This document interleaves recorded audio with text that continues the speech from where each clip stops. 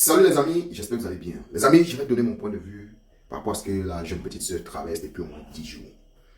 Elle est venue ici nous dire que quand elle est arrivée dans une clinique où elle était hospitalisée, elle n'était pas bien accueillie. Elle comprenait son nom étant dans le coma. Diana, ici, oui, c'est Diana, lui, ce n'est pas elle. Et en plus, parce que ce qui choque les gens, c'est qu'elle dit qu'elle a été touchée. Quand on parle de toucher, vous comprenez en fait ce que ça veut dire. Les Ivoiriens, pas seulement les Ivoiriens, même nous autres là, on veut savoir vraiment quelle est la clinique où tu étais. Tu étais dans quelle clinique? Les qui t'ont touché, puisque tu dis que après avoir été touché, c'est ça même qui t'a réveillé, parce que j'ai écouté ce que tu as dit. Alors, je suis d'accord avec ceux-là qui disent qu'il faudrait que tu leur donnes le nom de la clinique. Là, ça leur permettra peut-être, tu es comme ça, l'une des victimes. Peut-être avant toi, il y a eu des victimes, des personnes qui ont été abusées, mais qui n'ont pas de la notoriété, c'est-à-dire qui n'ont pas le pouvoir ou bien le courage de parler comme tu as là. C'est-à-dire, peut-être en dénonçant, en disant le nom de la clinique, les autorités ivoiriennes pourront mener les enquêtes afin de voir en fait ce qui se cache dans cette clinique-là. Ah oui. Parce que même les cliniques, que ce soit les cliniques ou les hôpitaux, aujourd'hui, ce sont des endroits où, aujourd'hui, surtout chez nous en Afrique, on fait plus du mal. C'est-à-dire, le mal se passe aussi plus là-bas.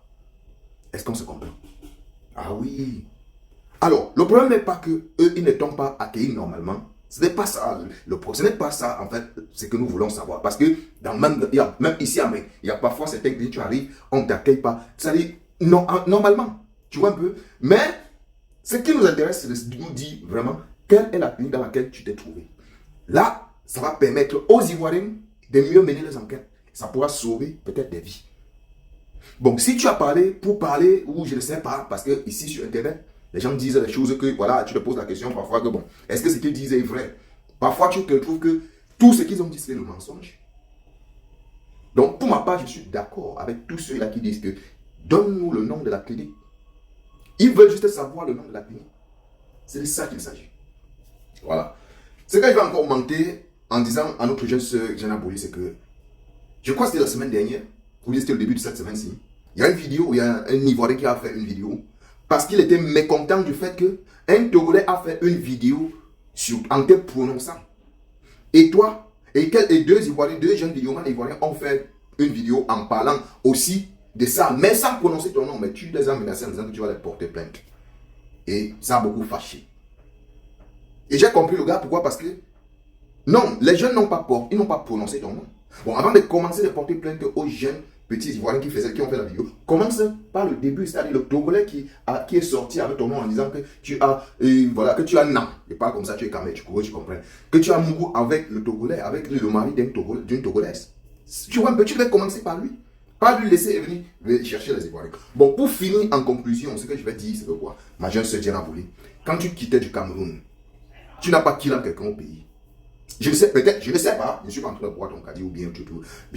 Si tu avais fait du mal au Cameroun, c'est que peut-être nous sommes au courant.